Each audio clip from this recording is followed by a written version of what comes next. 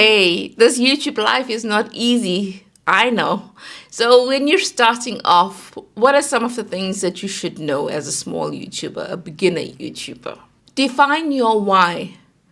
Why are you creating this particular YouTube channel? What do you want out of it? Sure, you want to be monetized probably, but what do you want to teach your audience? What value do you want to share with them? How do you want to entertain them if you're an entertainment channel? Understanding your why can definitely help you, especially when you feel like you aren't getting any views or that your YouTube channel is dying, right? Even though you may have just started it. So understand your why because it helps you keep motivated. And this clarity of understanding your why helps you with your content planning. Because if you say, okay, I have a sewing channel and my why is because I want to help other people learn how to sew. So then you know that your content is going to be, maybe you want to focus on those that are just starting. So beginner content, really easy to understand content about how to sew. I would say focus on a niche. And I know that we are human and we can change as we go along.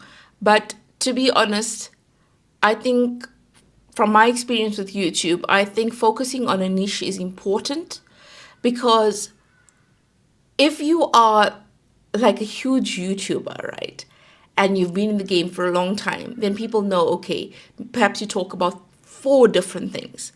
But if you're starting off and your content is niche, you are likely to build a loyal community faster than if you were talking about many different things. For example, if I knew that your channel was about cooking and I'm coming to you for cooking content, and then one day you start talking about fixing cars, unless I'm interested in both, I may not watch your content on fixing cars. But if you put another cooking recipe, I'd be more inclined to watch that because it was what I came for in the first place. Do you know who your ideal viewer is? Know your ideal viewer, not only where they live or their age, but what are their interests? What are the problems that they are facing? Because if you understand who your ideal viewer is, then you can create content accordingly. For example, if your YouTube channel is about beauty and makeup, right? And you know your ideal viewer is a busy mom, right? Because you're catering to moms. A busy mom who is really, really wants to look good, wants to do her hair and makeup and all of that, but doesn't have enough time. So you can create videos about quick and easy ways to do your hair and makeup, etc. Instead of videos where that busy mom is going to take 1 hour to do hair and makeup. So you can tailor your content according to who your ideal viewer is. So understanding your audience avatar, right? The way they think, what interests they have, what challenges they face, can be incredibly helpful in terms of the content that you produce. So why is it important to keep it consistent on YouTube? Because the more often you share content on YouTube, your viewer starts to get to know you better, right? And that relationship gets stronger. Another great tip is to focus on storytelling. And I definitely need to do more of this because I don't really incorporate storytelling as much as I should. And the thing is, we connect with stories. Humans have always connected with stories from many, many centuries ago, where we used to tell each other stories. And even now, it's shifted from being in-person stories, but online stories where we share things digitally. And it's because we are maybe curious or we want to feel connected. And our communities are shaped so differently now. We may not have a large tribe, a physical tribe, but we can have tribes of people, communities of people digitally across countries and continents. And I always say that is so fascinating, it's so brilliant, right?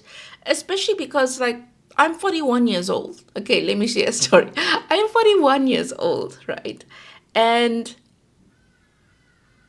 Well, firstly, I always thought this is a bit hard to share because I grew up in apartheid South Africa. And for those that don't know, apartheid South Africa was a time where laws were actually created to really put down people of color, right?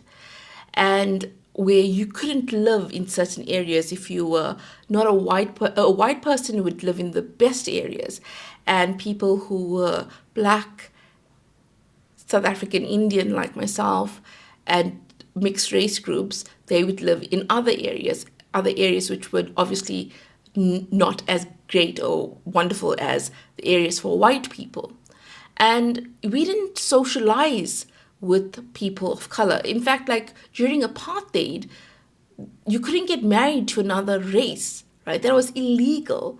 And apartheid was horrible. It was horrible. Like even the media was so controlled by the racist government, right? They made sure that you couldn't actually have freedom of press. That wasn't allowed. And to think that South Africa only became a democracy in 1994. But my point is that now in South Africa and with media, you can share your messages worldwide through platforms like YouTube, etc. And I always think, imagine if YouTube existed during apartheid. How would that have impacted the freedom struggle? Because at that time, people had to secretly send messages and communicate about how they wanted to eradicate racism and how they wanted to have democracy in our country. So we are living in a very different world right now, a world where you can share your thoughts, you can share how you feel, you can share your stories. So as a small YouTuber, another tip is to also focus on your audio quality. You want your audience to be able to clearly hear what you are saying. Because yes, if your visual quality something is not 100% fine, your audience would more or less accept that if it's a small thing. But if your audio quality is really poor, they'll probably just watch another video from another person's channel. I'm still learning about thumbnails as I go along, but do create engaging thumbnails, something that's not too cluttered. You don't want to add too many different elements to it because then it can either be confusing or just far too complicated for the viewer to understand what's happening. Look at other thumbnails that have done really well and create your version which can be similar to it. You don't have to create something right from scratch, Look at what's working well and then just tweak it slightly. Engage with comments.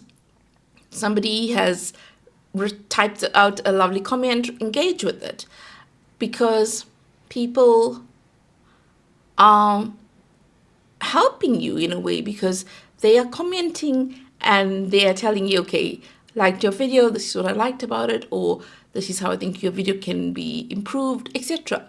So it doesn't always have to be positive comments that you reply to. If there's constructive feedback, also reply to that. This also helps build community. And if there are trolls, people who are just spewing out hateful comments, well, hurt people hurt people. So don't take that personally. I know that small YouTubers fear analytics, right? They may not even understand it.